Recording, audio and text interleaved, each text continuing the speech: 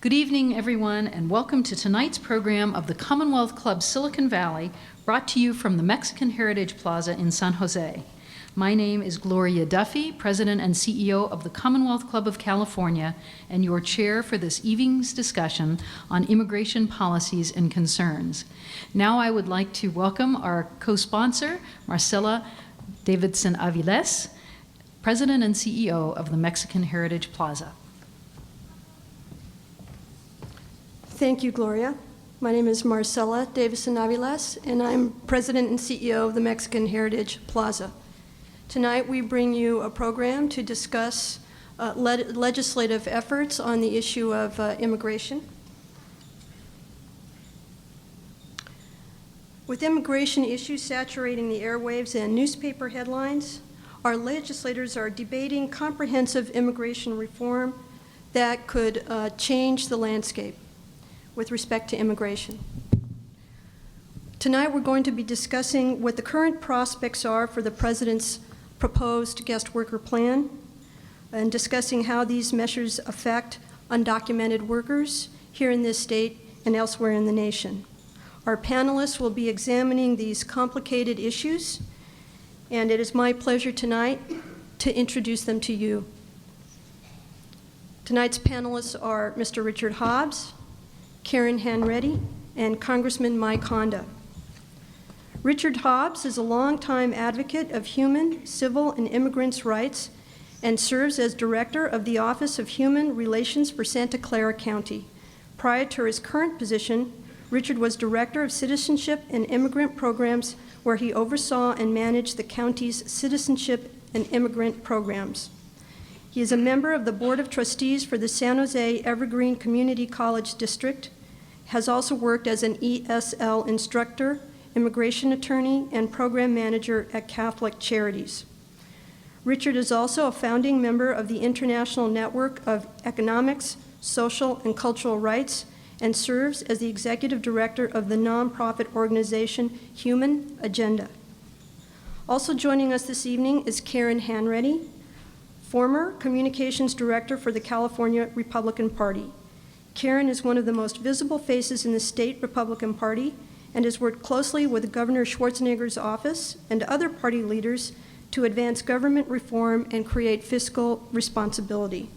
After graduating from the University of the Pacific in Stockton, Karen interned for State Senator Bruce McPherson. She was later recruited to serve as press secretary to Senate Minority Leader Jim Brulti, and has served as a spokeswoman for Governor Schwarzenegger during the 2003 recall campaign. Currently, she operates a private consulting firm specializing in political strategy and media services. In 2000, Congressman Mike Honda was elected to the U.S. House of Representatives to serve over 1 million constituents in California's 15th congressional district. He also sits on the House Committee on Science and Transportation and Infrastructure Committee. He is regarded by many as a leader in his party, and Congressman Honda was elected by his Democratic colleagues to serve as the regional whip for Northern California, Hawaii, American Samoa, and Guam, responsible for advancing the party's agenda to members in these regions. Ladies and gentlemen, please join me in welcoming our esteemed panel. I've asked each of our panelists to make brief opening remarks before we take questions from the audience. And Richard, we'd like you to begin.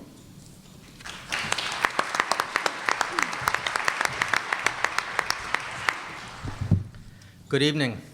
I thank the Commonwealth Club and Mexican Heritage Plaza for addressing an issue that is difficult to understand for many Americans, an issue critical for tens of millions of immigrants in the United States, an issue dear to me and to Santa Clara County. Santa Clara County, the heart of Silicon Valley, is the home of 600,000 immigrants, far more than any other county in Northern California. We are proud of these immigrants. Immigrants with and without papers grow the food we eat in South County, play an integral role in construction, retail, restaurant, manufacturing, and hospitality industries, take care of our children and our homes, and have built small and large businesses, including Intel and Yahoo, with tens of billions of dollars of sales, employing hundreds of thousands of people. When we address the issue of immigration, I believe the American people are fundamentally fair, compassionate, and wanting to maximize human security for themselves, their children, and other human beings. But fear takes control. A real and understandable fear because of 9/11 and because of the lowering of median family income for the first time in 3 decades. To address that fear, I will limit my remarks tonight to 2 themes. First, why immigration? And second, what would constitute real security? If we as a nation do not look at the root causes of immigration, we will never be able to successfully address poverty in the United States. Poor or persecuted people will always look for a way to feed their children or escape torture and mistreatment, with or without strict airport security or walls on our borders. Several years ago, as part of the Santa Clara County Summit on Immigrant Needs and Contributions, I moderated a focus group of 11 immigrant leaders in Silicon Valley, representing diverse nations, including Iran, Mexico, Vietnam, Russia, El Salvador, China, and Somalia. These leaders concluded that ultimately, the reason immigrants give up their extended families, their culture, and everything they know is because of worldwide economic difference, because of poverty and lack of opportunity stemming from controlled economies. They are what the World Conference of Churches has called refugees of the world economy, an economy that favors big banks, big business, and big military power. Many of these immigrants are refugees who fled religious persecution, such as in Iran and the former Yugoslavia, or political persecution, such as in Vietnam and in El Salvador. But all agreed that the civil wars that most of them endured were the product of elite groups inside their countries who sought greater economic advantage and political control in collaboration with another elite, a greedy international elite. Let me give one country example. Not long ago, I returned from a 7th recent trip to Mexico. In rural Oaxaca, I spoke with agricultural workers who can no longer compete with NAFTA-inspired U.S. dumping of corn and wheat, forcing a projected 10 to 14 million rural Mexicans to lose their jobs this decade. In the tiny community of El Venado, men told me they abandoned their efforts to sell their corn in the city of Oaxaca in 1995, the year that NAFTA allowed free trade U.S. corn and prevented the Mexican government from protecting homegrown corn through tariffs. U.S. corn and other U.S. agricultural products entering Mexico from U.S. agribusiness receive U.S. taxpayer subsidies of tens of billions of dollars, while these farmers get no subsidy in their country. Is this a fair playing field?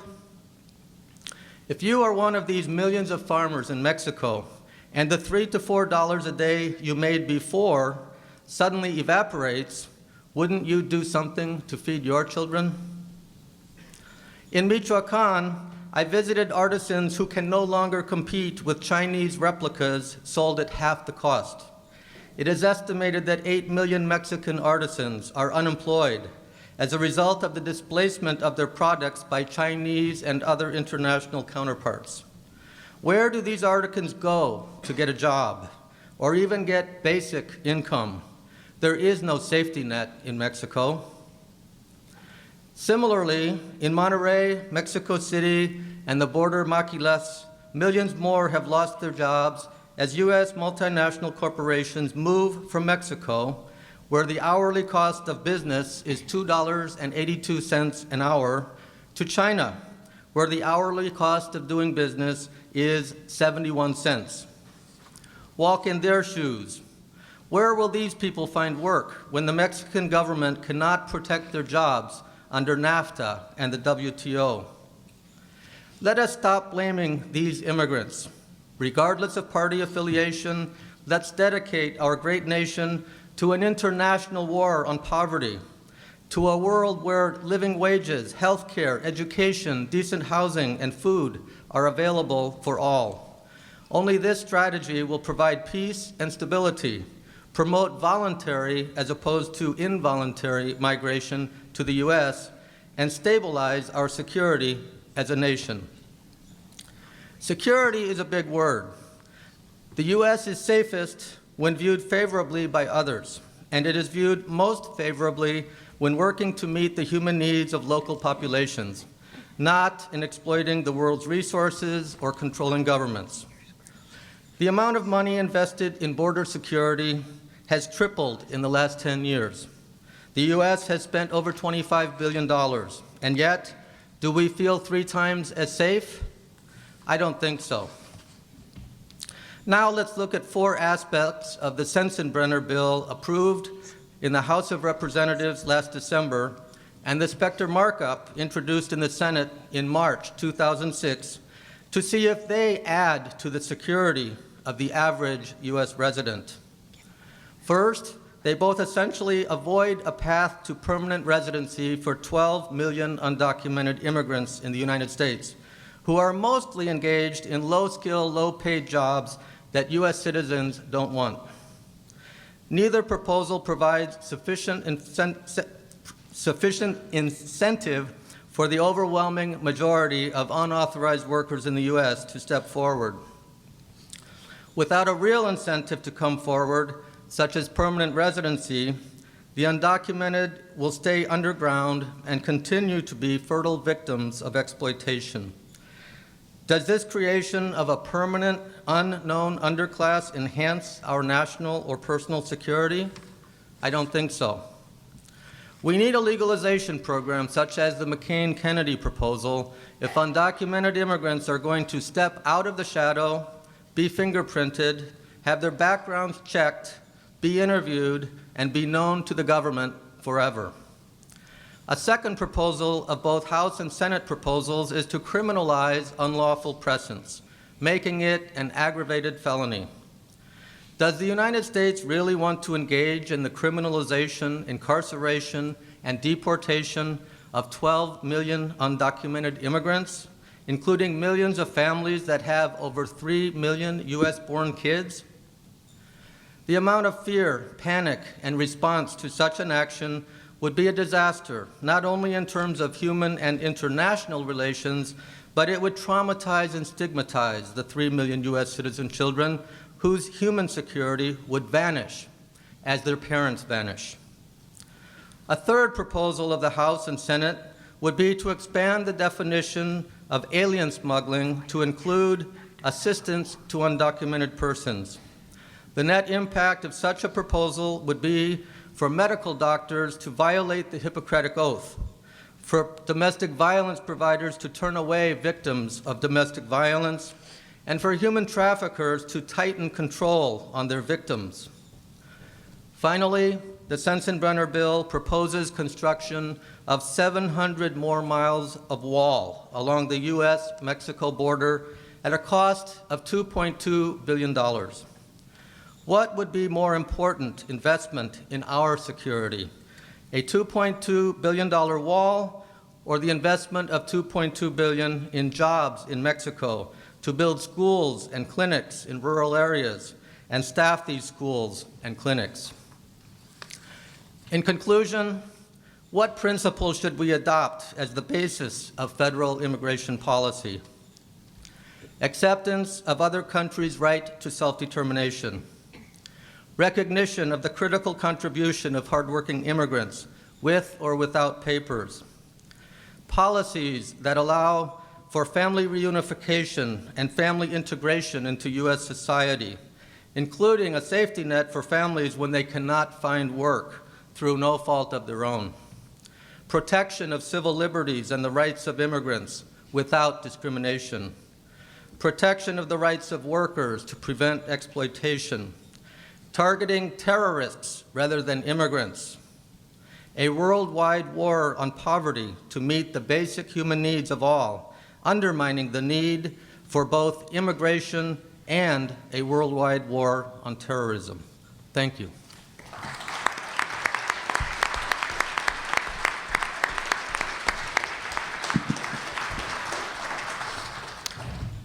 Thank you, Richard. And now we'd like to welcome Karen Hanreddy, former Communications Director for the California Republican Party.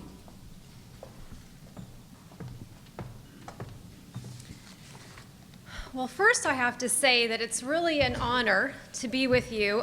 This is a beautiful facility. And, you know, this is one of the burgeoning political issues that is going to be facing candidates, I think, in the November 2006 congressional elections and certainly in the November 2008 presidential elections. And you have two very wise and knowledgeable policy wonks on the issue of illegal immigration. And I will tell you tonight that I am an admitted political hack. And so that's kind of the perspective that I come at the issue of illegal immigration from, is really from more of a political viewpoint. And if politics makes for strange bedfellows, tonight is no different, because I find myself in the company, when it comes to the particular issue of illegal immigration, I find myself in the company as a Republican of two U.S. senators, Senator Dianne Feinstein and Senator Hillary Clinton. Now, it's not often that I find myself agreeing, certainly with Hillary Clinton, probably more so with Dianne Feinstein, but on the issue of illegal immigration, I find that these two women, and I would say Senator Dianne Feinstein even more so, has a very solid and thoughtful policy when it comes to this particular issue. And I think that she would disagree, I think, with Mr. Hobbs on a couple of points, although certainly from a compassionate viewpoint, it's hard to look at the problem of illegal immigration and deny people fundamental rights. And I think that we have decided as a state that is not the direction that we are going to head. And for political reasons, Democrats and Republicans alike are very hesitant to take up this particular issue. There is no legislation right now that I could discover in the state legislature to address this issue. Now, we have more illegal immigration in California than any other state in the nation.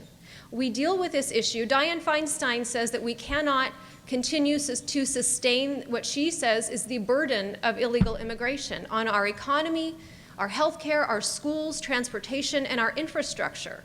She says we cannot sustain the burden, and yet no one in the state legislature will address this issue. They've tried on occasion. We certainly know that Proposition 187 and Proposition 209, 187 denied, was a ballot initiative that denied public and social services to illegal immigrants, and Prop 209 dealt with English language instruction. Since then, Republicans, I think, for the most part, run scared of this issue. If you talk about illegal immigration, if you talk about how to address it, Republicans, quite frankly, are deemed racist. There's just absolutely no room for discussion so often in the public arena, which is why I think tonight is wonderful, because I think it's a good way to have some positive and thoughtful interaction. And I'm not running for office, and Senator Honda's in a nice, safe seat, and he doesn't have anything to risk. So, I mean, I think that, and certainly Mr. Hobbs, I don't think has a political agenda. So we can at least discuss this in an open manner, and I think that's very positive. But for the most part, that's very difficult to do. And I think that Democrats and Republicans have two real problems with addressing this issue. Republicans are afraid, first off, of being branded as racists when talking about the issue, and they also have that small problem of campaign contributions from major donors who benefit from the cheap labor of illegal immigrants. Democrats have the problem, probably to a lesser extent, but they do have the problem of campaign contributors. And then they also have the problem of what I would call the more radical ethnic interest groups, which I think put a lot of public pressure on Democrats not to be able to openly address this issue. And unless you're a Dianne Feinstein, who is considered certainly a statesman or a stateswoman in the US Senate, and you face no real threat of being challenged for re-election. We know, of course, that she will win easily. The Republican, her Republican opponent this year has no money, no name ID. No one even wants to challenge Dianne Feinstein. But knowing that, it's very difficult to address this issue. The problems, and I've sat through focus groups. I've sat through focus groups in this past year of Democratic voters in the state of California, who, when you present the issue to them, the first thing they suggest is deportation. Now, we know that deportation simply is not feasible. It's not feasible from a financial aspect, and quite frankly, from a political viewpoint, I think it is politically just not feasible. Because if you have children of illegal immigrants born in the United States who are citizens of our country, but whose parents have come here illegally, you cannot deport those parents. You cannot have on the nightly news, on Fox News, on CNN, a coverage around the world of parents being torn apart. So deportation, we quickly learn in focus groups, just isn't feasible. And then they throw out ideas like, well, why don't we make the illegal immigrants pay taxes?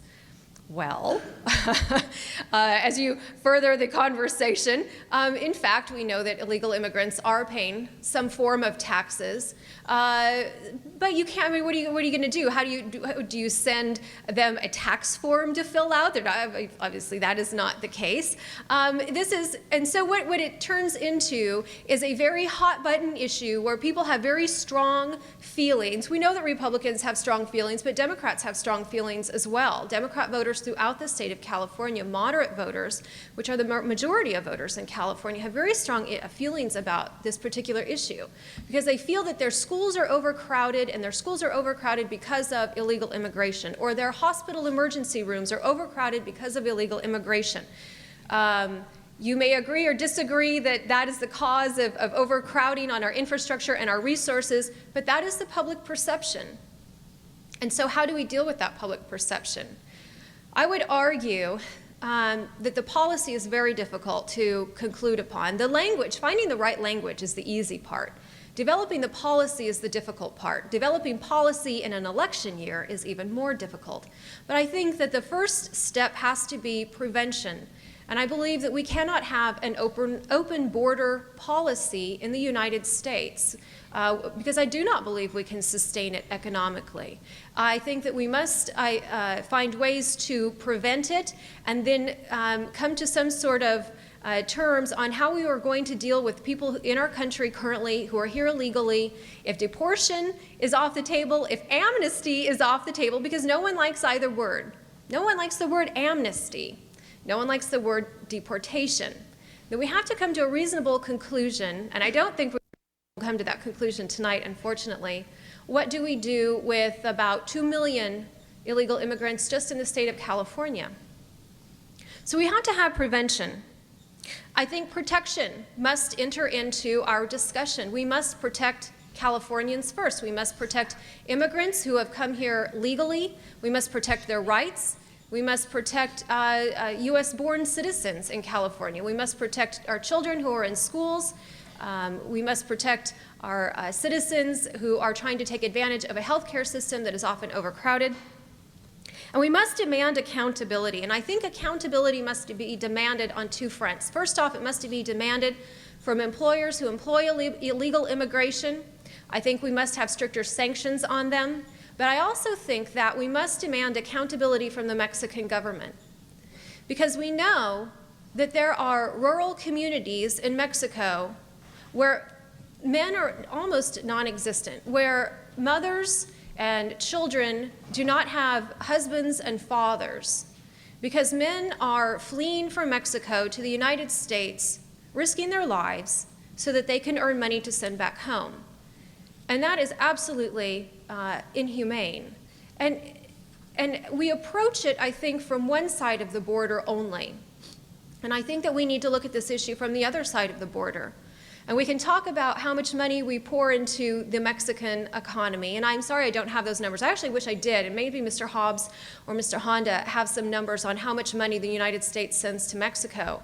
But I think that we must demand that the Mexican government clean up its act and create an economy free of corruption so that Mexicans can thrive in Mexico, so that they are not forced to leave their land and their culture, their music and their food and their family and generations to come to a country that is unknown to them, learn to speak a language which is unknown to them, and assimilate in a culture which they have not, I don't think that they've really chosen as their own. And that's the problem. We are demanding on one end that generations leave their home country so that they can earn money, while excusing the incompetence and the corruption of a government. And we excuse incompetence that we would never accept in our own country, and I know that there are a number of you out there probably who feel that there's more than a little bit of incompetence in the United States, and certainly there is at the bureaucratic level, and I could go on about that forever and ever, but I don't have the time, and maybe we can discuss that in some of the Q&A about how do we address that, because bureaucracy, expanding bureaucracy is a problem. But it is very interesting when I find myself on the side of Hillary Clinton, who in 2004 said, she said, "I'm adamantly opposed to illegal immigration." And that's an interesting position for the next Democratic presidential candidate to be taking, to be going to the right of President Bush on illegal immigration. And I think that what this shows is this is not a Republican versus a Democrat issue or agenda, because Democrats are not of one mind on this issue. Certainly Republicans are not of one mind. And I don't speak for the Republican Party, and I don't speak for the president or the governor.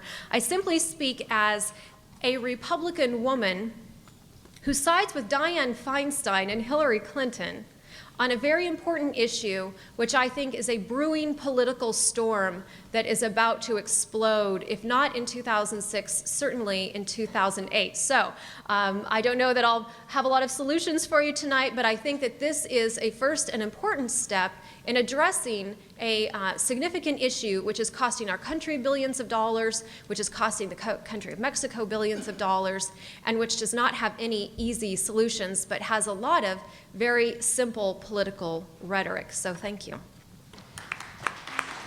Thank you, Karen.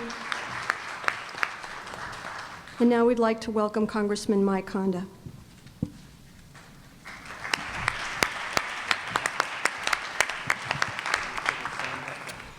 Well, thank you, and let me add my thanks to the Cultural Center and to the Commonwealth Club for sponsoring this. And it is a very important issue that faces this country. And, but it is not an issue that just came up. It's not an issue about only Dems and Reaps or about the senators who the Speaker agrees with at times. But I think that one of the things I would like for us to leave here tonight is two things. One is understanding what really is going on in Congress and why. And two, that we leave with the understanding that we can become critical thinkers of what we hear and consume so we can make the right decision ultimately. And so because of that, I say that because it's gratifying to see so many students here this evening from De Anza College, and we welcome them. And during the Q&A, we welcome your insightful and thoughtful questions. H.R. 4437 was passed in December of '05 by Congress, the House of Representatives. The title of the bill was called Border Protections, Anti-Terrorism and Illegal Immigration Control Act. This follows in the tradition of the administration in terms of putting titles on bills and giving the impression that we're going to be protecting the border from terrorists and from control an illegal immigration act. And if you listen to tonight's terminologies, one of the things you might want to note is the different terminologies that people use. Undocumented, without papers versus illegal. And there's a very definite conscious effort to make sure that our terminologies are distinct and clear. In HR 4437, there are some points that I'd like to share with you.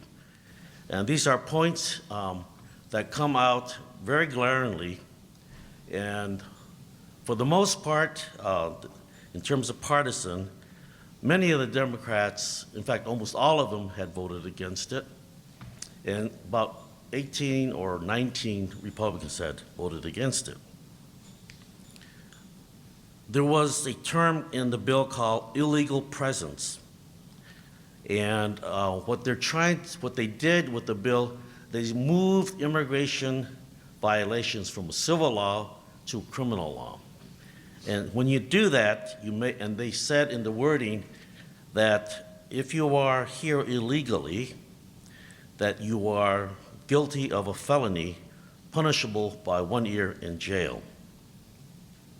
Okay, that has other implications, such as whose jails are they going to go to? There will be court proceedings, and that becomes a burden on local government. But the feds, we don't care. It's what we call unfunded mandates, something that we say shall happen in the country, but we're not responsible for the cost of it, you are. Second point, it expands the field to include people who overstayed their visas. For instance, in this valley, we have many people who have H-1B visas. They came here to work legally. And then the economy dropped. And some of these folks with H-1B visas had been here for up to 6 years, and some of them have started a family here, and some of their children were born here, thereby being citizens. And those children will be growing up acculturated here with parents who may have been from other countries or a blended family.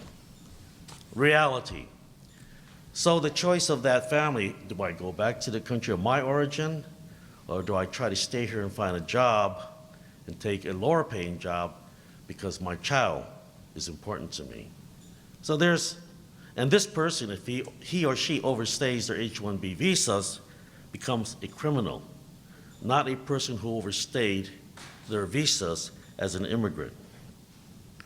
So we have visitors who have visitors visas. They may have stayed over or overstayed, or may have forgotten they're supposed to leave at a certain time.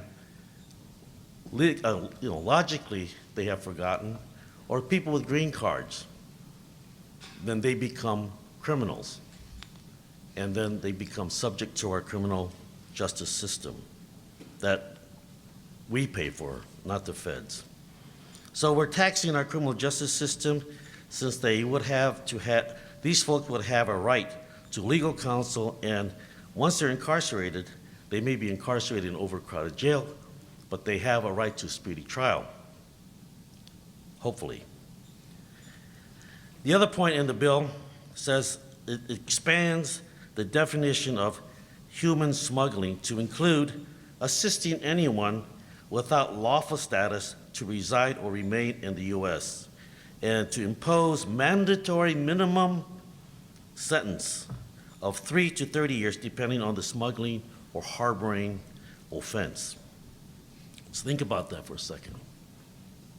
I go to church, I have a church that helps me sustain my family. Harboring. It became a civil thing, it became a criminal thing. So folks in the churches may become subject to criminal actions, and their crime they will be looking at anywhere from 3 to 30 years, depending upon the nature of the smuggling or harboring offense. And again, this whole process is an unfunded mandate. It could apply to social workers who are required to help people who come to their offices. It could apply to charity workers, to church groups, all of whom will be willing to provide food, clothing, schooling for families who are here. And maybe they haven't even asked them of their status here in this country. But if they're caught, they will fall into that category of aiding and harboring human beings, and they will become subject to criminal action. Also, the bill authorizes local police and state police to apprehend people they think may be undocumented. And we go through this all the time, especially in the state of California. We come to some sort of peace with our law enforcement folks when it comes to racial profiling. This will open it up. It will also open up the possibility that law-abiding residents who are documented, who want to cooperate with law enforcement folks because something's going down in the neighborhood, it will prevent them from participating in crime prevention. That's not positive. And this happens to be the essence of a bill that was defeated a couple of years ago. It's called SOLVE, which required law enforcement agencies, local and state, to become part of the detection of undocumented. Law enforcement agencies across this country, almost without exception, said, we don't want to do this. It's not our job. Our job is law enforcement. Our job is to work with our communities. And in this area, we worked decades to make sure that our community worked well with the police community, the law enforcement agencies, under the concept of community policing, which, by the way, was fostered by Chief Covarrubias.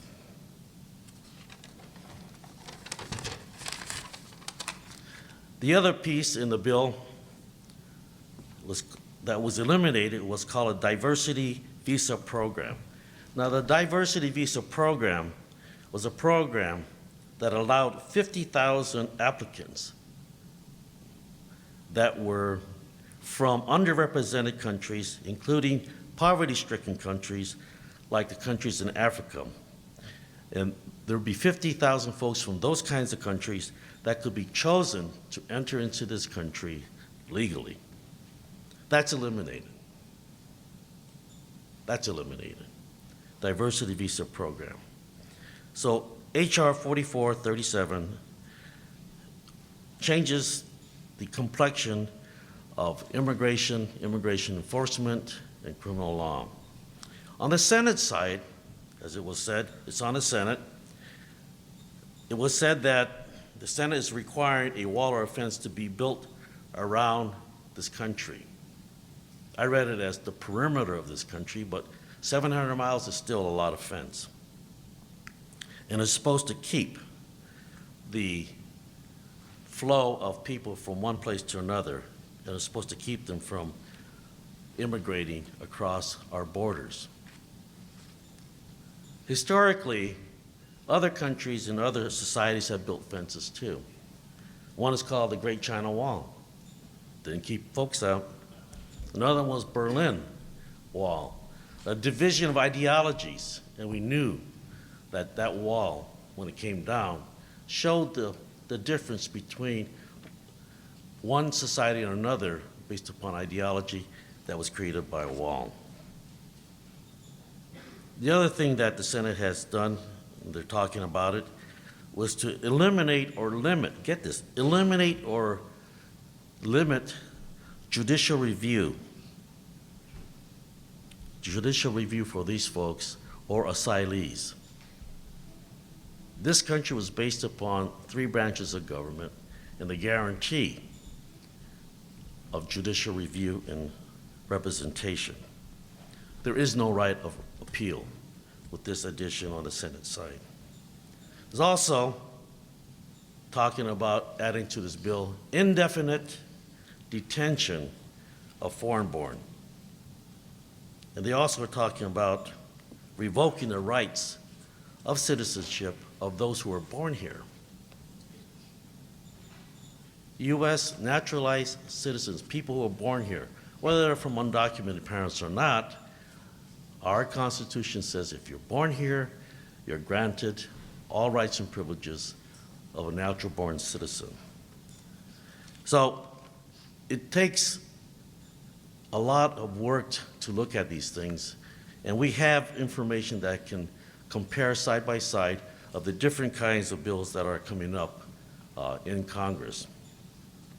Those of us who understand the principles and the concept of this Constitution, those of us who understand the history of this country, when we start to talk about national security, when we start to focus on one race, one group of people, it harkens for me the year of 1942,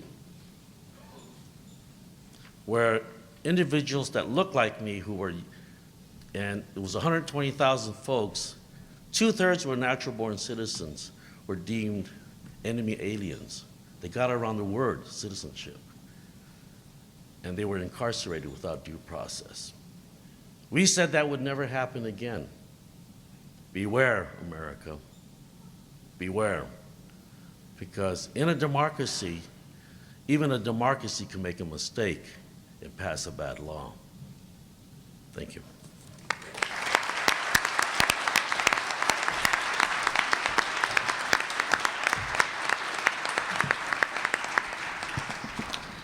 I want to thank each of you, Richard, Karen, and Congressman Honda, for your remarks, and we're now going to turn to the question and answer portion of tonight's program. Thank you, Marcella. And there are many questions. I'm going to ask the panelists to make brief replies so that we can get through a number of the audience's questions. And taking off of where Richard Hobbs left off in his presentation, this is a question, though, for any of the panel. What can the U.S. do to create a positive economic difference in the country of origin of illegal aliens, i.e. Mexico or any other country? Oh, is that to you too? To anybody. It's a very complex question. It's how we restructure the world economy. And clearly it has to begin with principles of local autonomy. There is an economist named David Korten who served for 35 years for aid in the Philippines and Nicaragua and other countries. And after working 35 years in foreign aid, he concluded that U.S. aid to third world countries was counterproductive and would never lead to the development of third world countries. And that until and unless local people have local control over their own economies and their own political systems, there will be no development in the third world. And so it's essential that we promote the ability of countries around the world to produce for themselves, to create their own economies, and have democratic governments themselves. Well, I don't have a lot to add to that, but there are a couple of things that strike me about that. I think that often when the United States goes into another country and tells them how to take care of their affairs, we are accused of Western imperialism. When we talk about encouraging other countries to institute democratic principles, because we know that when they do, it does help their economy. Well, for the most part, it does. That's another discussion for the Commonwealth Club. But if indeed the United States was, for instance, to go into Mexico and say, this, you know, you've got to clean up your government, you've got to clean up your act, you've got to give more local control. I don't know what the political dynamics of that would be, quite frankly. That's for an international political analyst, certainly not me. However, I can almost guarantee you that immediately there would be organizations decrying the United States as trying to impose their own American or Western values on the country of Mexico. And so we have to move beyond that debate. And we have to move beyond the debate of, look, there is a successful way to organize your government, and that successful way can help improve your economy. But we have to get beyond the point where we're saying, well, you're just imposing yourself, and this is all part of your great conspiracy to take over the world, which, you know, as ludicrous as that sounds, that is an argument that is made on a regular basis. So I agree with Mr. Hobbs. It has to be about local control, and I think the same principle of local control applies in foreign countries as applies in the United States, which as a Republican is why, of course, I believe in smaller government and more local control, which which we are not seeing from the federal government right now under a Republican president. But I would agree, as long as we can, in fact, move beyond the discussion of all the political rhetoric. Thank you. I'll take a word from Mr. Hobbs, the word complex and global. And I think Karen Henready also said this is a complex problem. The question was, is there an example out there that addressed to some measure of success a country who has dealt with immigration and the leaving of people from their own countries? If you live long enough, you get to have an example. One example I think I can think of right now, and people out there can check me on this. A few decades ago, Ireland was in turmoil.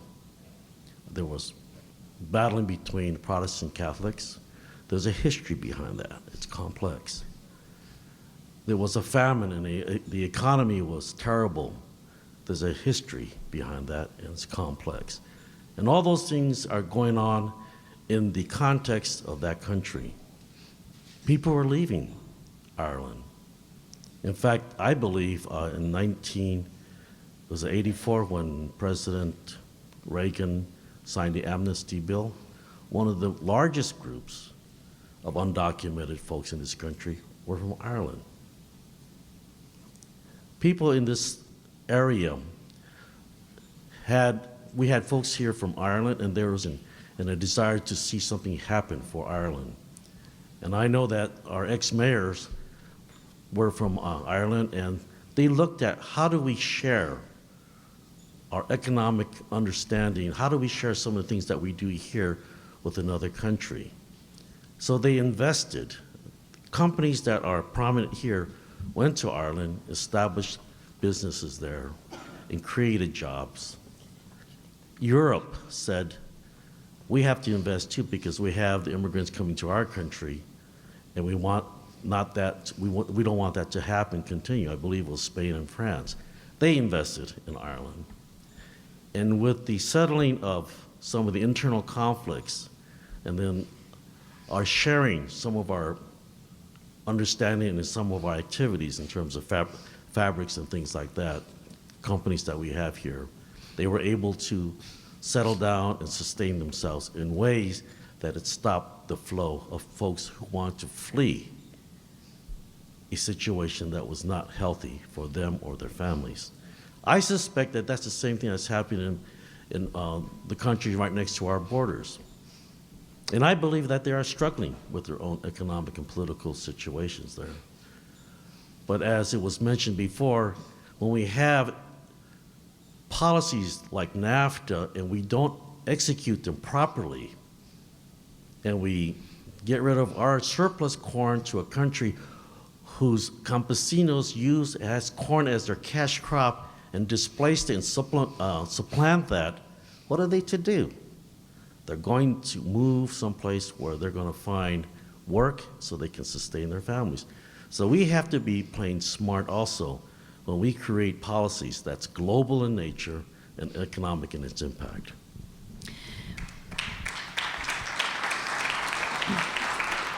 Couple clarifications, comments. I think the moderators are going to have a few words to add here now and then.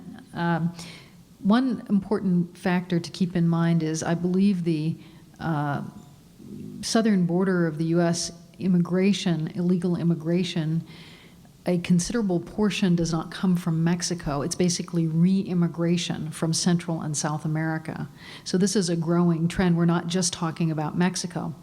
Another interesting phenomenon, I think, is Vicente Fox actually has had a very interesting program during his administration to try to bring reinvestment back into Mexico from Mexican immigrants and nationals living and who have been successful in California and actually in all Western states, sometimes matching people up with their area of origin, their state of origin in Mexico, and reinvesting in some job creation back in their home area. So I think a program like that can do a lot in a sense, completing the loop of those who have immigrated and done well here, primarily legal immigrants and so on, trying to give an assist to their communities back in Mexico. Mike? Can I make a quick comment? Of course. That reminded me that I had met with the Consul General, and he indicated that there are quite a few Mexican nationals who are here on visas, looking at ways to make that connect between here and New Mexico. And I suspect it might not be a bad idea to study the impact of IBM in Guadalajara. They've been there almost 25 years. I think Selectron's been there for 10, 15 years. And to see the economic impact and the earning powers of the community there and the movement of folks from that community to other countries or other places versus places like Oaxaca, Chiapas, places where we know there's economic, there's dire need, and maybe there are ways to create partnerships in this global picture. I wanted to comment very quickly. About $14 billion a year go to Mexico in remittances, and unfortunately, the studies demonstrate that almost all of that money goes not to economic development, but to feeding people, clothing them, and giving them rent. It goes to basic subsistence necessities of their families in Mexico.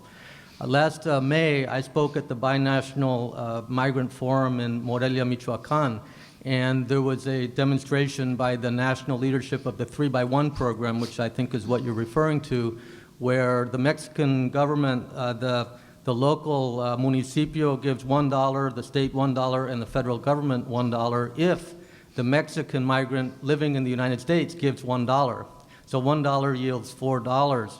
However, the breadth of that program nationally is about $137 million. $137 million will not develop Mexico. So it's an important program. It does very valuable things in local communities, but it's not going to be the panacea for developing Mexico. Actually, I was referring more to a higher level of investment in terms of venture capital and so on, but all levels, I guess, are appropriate and help. There are a lot of questions here. Yes, Mike? Just real quick.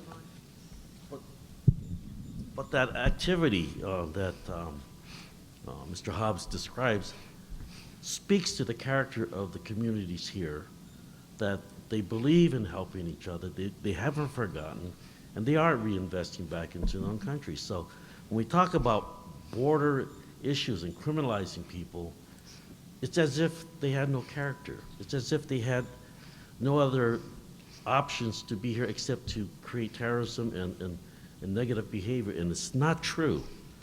But these kinds of bills, with those kinds of titles, does not do anything except instill fear in people, and that's not right, and that's not American.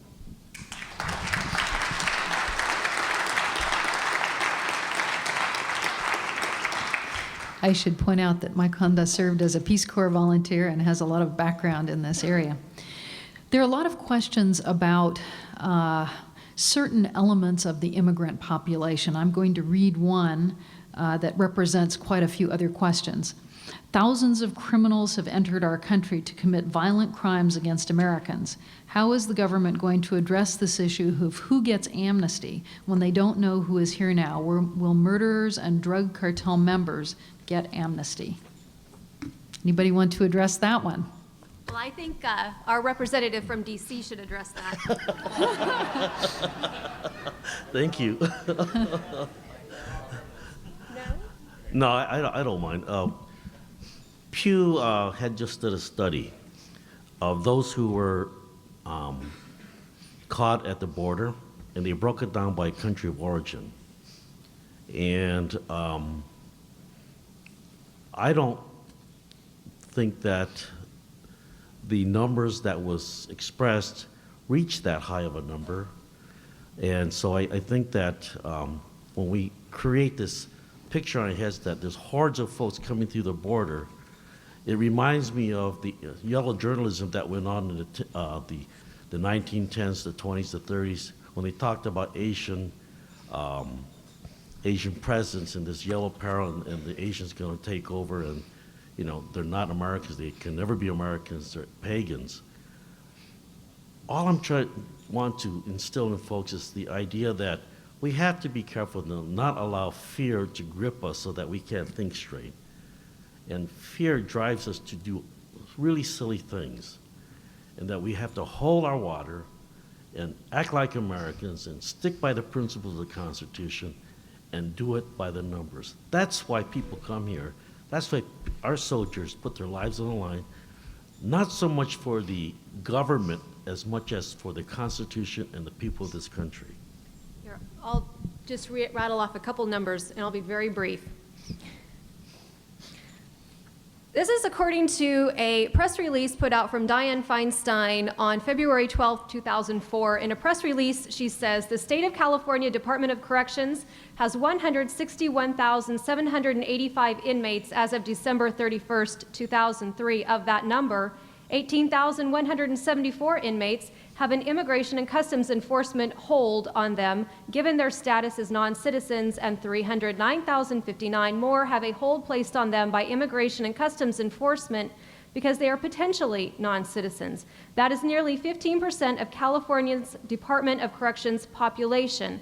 The cost of housing an inmate is $30,929 per year. It costs the state of California $682 million per year to house non-citizen inmates. These are inmates, some of which have committed heinous crimes such as murder and sex crimes. Now, it's very easy to address this issue from as a congressman and say, well, we don't want to talk about the ugly side of illegal immigration. Let's only discuss the positives that immigrants provide to society, and certainly that does exist, but you cannot ignore the ugly side of crime. It has nothing to do with the fact that people are from Mexico or from China or immigrating here from Central or South America or from Russia or wherever they're, or Ireland. Lord knows that the Irish, and I say this as a hand-ready, contributed to crime in America when they came here as immigrants.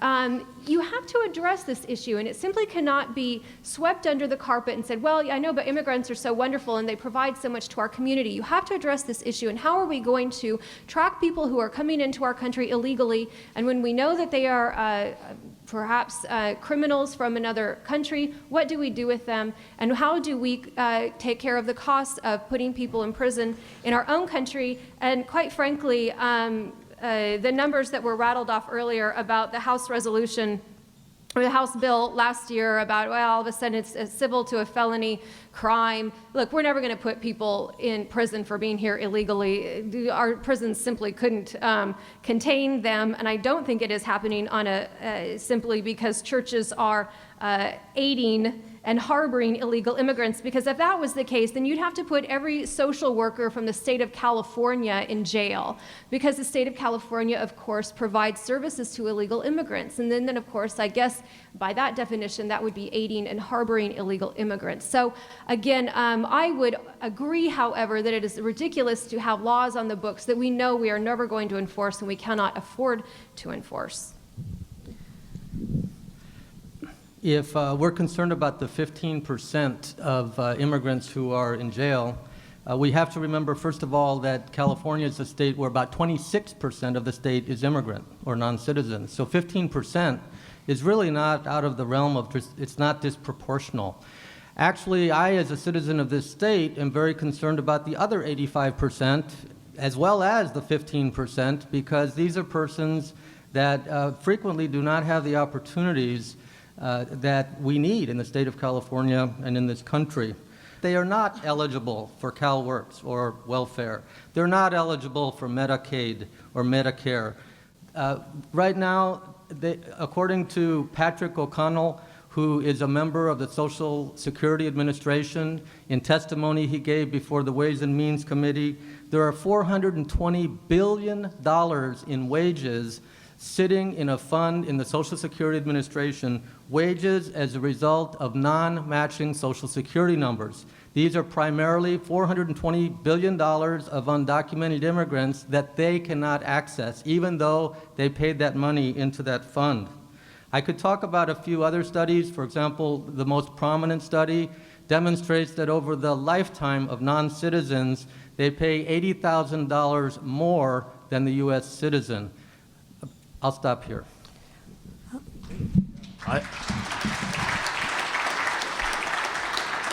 I have to respond to the comments. When we say there's, 15% of those incarcerated in California are criminals and immigrants, they're criminals because of their behavior. HR 4437 will create criminals out of people who haven't done anything as of Do you yet. think they're honestly going to jail because of that? Well, Will it be enforced? let's put it this way. Halliburton just received over $300 million in preparation of something that might happen in the future so that they'll be able to house immigrants in the near future if they're needed. So someone gave somebody money in order to anticipate something that might happen among this 11 million. Now, I could be lying, but someone got some money to prepare housing for those who are undocumented, and that's a behavior, that's an action that's out there. We were put in camps very quickly, and we even built the camps, and someone got the money for that too. So, you have to judge people by behavior, and those criminals who are in jail, who are undocumented immigrants, they belong in jail because they broke the law, and they also and they were judged by their behavior. HR 4437 will create criminals. What about some of the solutions? Let me just ask a quick question. I'm curious about solutions because it's easy for all of us to say, well, this is how it should be and this is how it shouldn't be. But what is your position as a U.S. Congressman on the issue of housing illegal immigrants who are in prison, in our jails, and who should be paying for it? Should the federal government be sending money to the state of California to accommodate this cost? Should we be deporting criminals in our jails who are illegal immigrants? How do we deal with this? There again, we're taking one small piece of a large problem and saying that's the problem. And it is a problem, and this is a problem where counties, where I sat as a board member, the state where I sat as an assembly person, were insisting that the federal government pay their fair share of incarceration and deportation of these folks. They don't want to do it. HR 4437 will create more unfunded mandates and require local enforcement officers to become immigration officers. What about the existing problem? Put that aside. But what about the existing problem? We're dealing with it right now, and the way you could deal with current incarceration problems. Oh, thank you. She's really a nice person. I was trying to help. If we just look at this and say that that's the only thing we need to look at, we miss the point. My point as a congressman, because you said that I was one and that I'm supposed to be looking at that, and I am, that we should be looking at policies that prevent creating greater problems that you described. We pass this and it becomes law, perhaps not everybody will be incarcerated, but it will create unfunded mandates at the local level. Cities, counties, and states cannot bear any more because the old saying is when you do something wrong up there, it slides downhill. You know what that is. We have an additional question here that it goes towards some of the issues that Richard was addressing relative to economic figures, and that is, does there exist any sort of accounting in hard dollar figures whether illegal immigrants contribute more to the U.S. economy or are a drain on it? And I would add to that there's certainly a lot of statistics and data that marketeers and advertising agency and consumer companies and corporations keep with respect to Latino spending, such as $28 billion in the San Francisco Bay Area, $700 billion in the United States.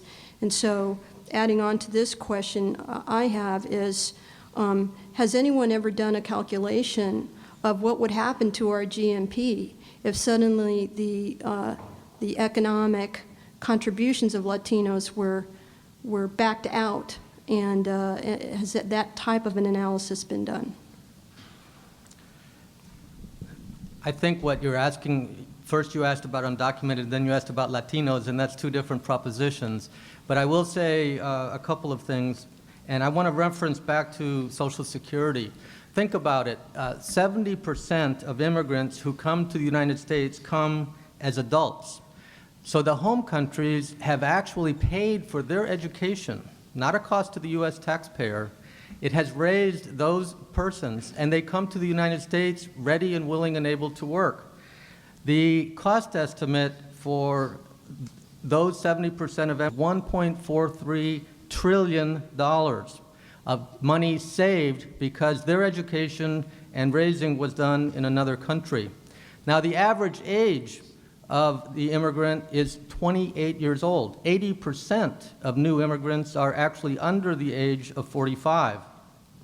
Immigrants, unlike the United States, have no baby boom generation. They're arriving here during their prime working years. And according to one study, they're paying $539 per year more to Social Security than U.S. citizen households. In effect, they are going to be subsidizing U.S.-born retirees and baby boomers in the future because they're younger, they're paying more, and they're actually getting very little out of Social Security because they can't by working under false Social Security numbers, for example. The net benefit to the Social Security system will be about $500 billion from 1998 to 2022. One other study that was conducted relating to the health care costs of immigrants states that immigrants basically incur 1/2 the health care costs of the average U.S. citizen. That's another national study done by 6 researchers throughout the United States.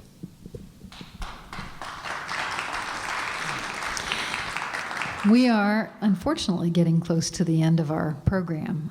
We've even extended it a little bit longer to keep the discussion going for a while. One thing I wanted to point out, Mike mentioned the criminalization of those who assist illegal immigrants, among them church workers and so on.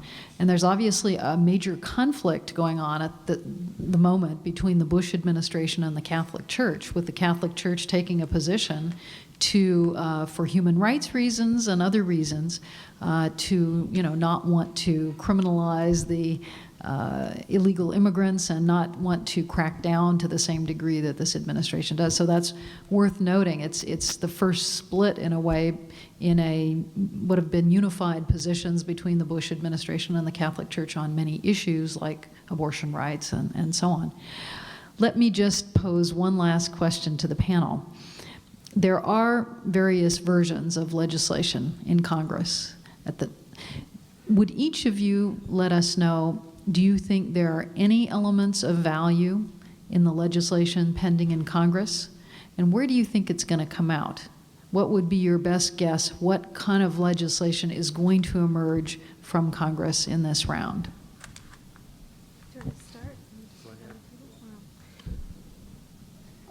I would be very surprised if anything meaningful comes out of any of the legislation, because I think tonight is a good example. No one wants to take a position on any of the difficult issues that face America and Californians on this very complex issue. We can't get any sort of answer about should the federal government send California money to deal with the incarceration costs of illegal immigrations in our prison system.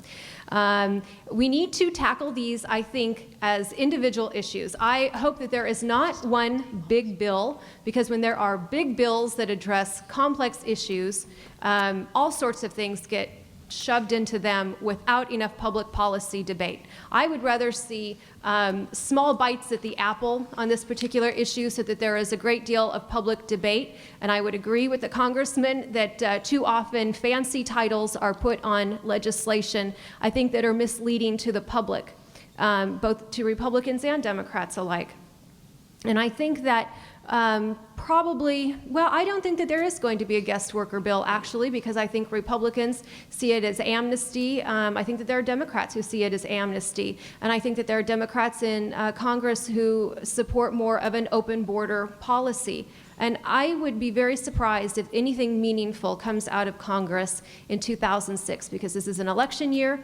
No one wants to take a hard stance on any of these issues and stand up and say, you know, the United States must be accountable on some level and we cannot pay for everything. And at some point we must say prevention is necessary and we must do what we can to stop the flow of illegal immigration so that we can get our hands around this issue and learn how to deal with it and create a bureaucracy that can in fact deal with it. So I hate to be pessimistic. I always see the bad in everything sometimes, but I don't think anything really of substance will come out this year. And I think that this again will be an issue in 2008 that is debated on a much deeper level by presidential candidates. That'll be a lot of fun.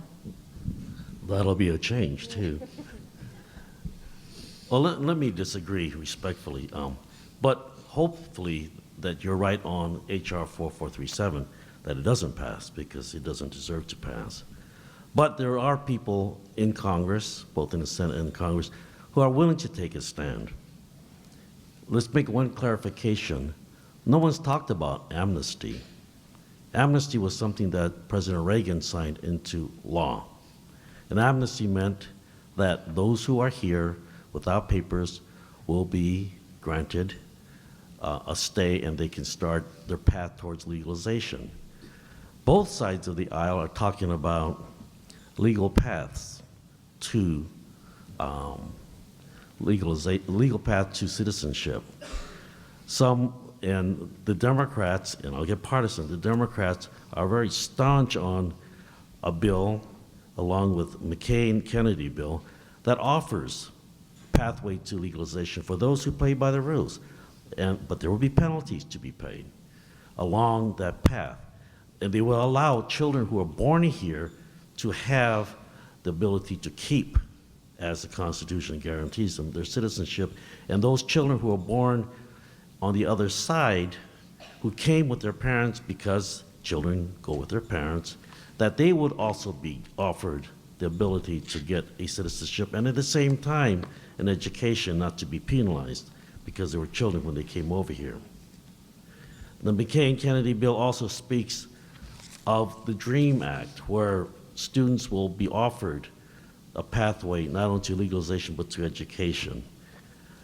The McCain-Kennedy bill also talks about allowing those who come forward out of the shadows, and if they're following the rules and they're willing to abide by the rules, that they can become citizens and be given visas here. The other side says no. Specter says no, you come out, you may be deported right away, or you can stay here for 6 years, after which you will have to leave. And that was the position that President Bush came out last year with his initial immigration bill. No, Kennedy came out with a different one. He didn't say that they have to leave right away. If they came forward and declared themselves, no, not Kennedy, no. I think so. No. Well, they have to pay isn't it a 2,000, I'm sorry.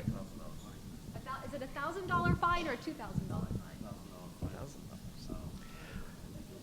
fine? The proposition that no one wants to take a position on these bills, I don't find to be true, especially not in Santa Clara County. Several years ago, the current Board of Supervisors passed a unanimous resolution in support of a 5-year rolling legalization program, which would mean that anybody who comes into this country and who is undocumented and who can step forward and demonstrate that they've been here and are working can earn legalization and get a green card. This is far beyond what the McCain-Kennedy proposal provides. McCain-Kennedy provides that there would be a work category called H-5A that would allow 400,000 immigrants from abroad to fill the unmet job need. We have a projection in this country of 22 million jobs that need to be created by the year 2010, of which only 13 million will be filled by the U.S. born. So we really have a $9 million gap in terms of the number of immigrants needed to fulfill job occupations in this country. And typically they fill the job categories that are either very high-end, which the U.S. citizens are not in high demand in jobs like physics and other occupations, or very low-end, which many U.S. citizens are not taking. So this is complementary. The idea of the McCain-Kennedy bill is to allow complementary immigration to fill the gaps in the U.S. labor market. The H-5B would allow those who are undocumented in the United States right now to ultimately work through a temporary work status and earn legalization. So there is a valid proposal, a workable proposal. The McCain-Kennedy bill makes sense for the future of this country. I'm happy to say that last year in Specter's committee in the Senate, Specter did change his attitude after Senator Frist had proposed an artificial deadline in the Senate, and Specter came forward and supported the McCain-Kennedy bill with the caveat that those who would get earned legalization through the McCain-Kennedy bill would not be getting their status before those who have been in the waiting line outside the country in the preference system. So I do think we have a workable solution. Do I think that President Bush will support it? I do not. I do not believe that President Bush will support an earned legalization in 2006. And I'm very sad to say that, but I think those are the political realities. Well, our thanks to Richard Hobbs, to Congressman Mike Honda, to Karen Hanratty for their excellent presentations this evening. Thank you to all who are here. I'll pass this back to Marcela Davison Aviles for her final closing. Well, I'd like to also echo Gloria's comments. I think this has been a very comprehensive dialogue and discussion, and definitely want to echo our appreciation to the panelists, to everyone here tonight. And once again, I'm Marcela Davison Aviles, president of the Mexican Heritage Plaza. I want to thank everyone in our audience here in San Jose and those of you joining us on the radio. And now this meeting of the Commonwealth Club of Silicon Valley and the Mexican Heritage Plaza is adjourned.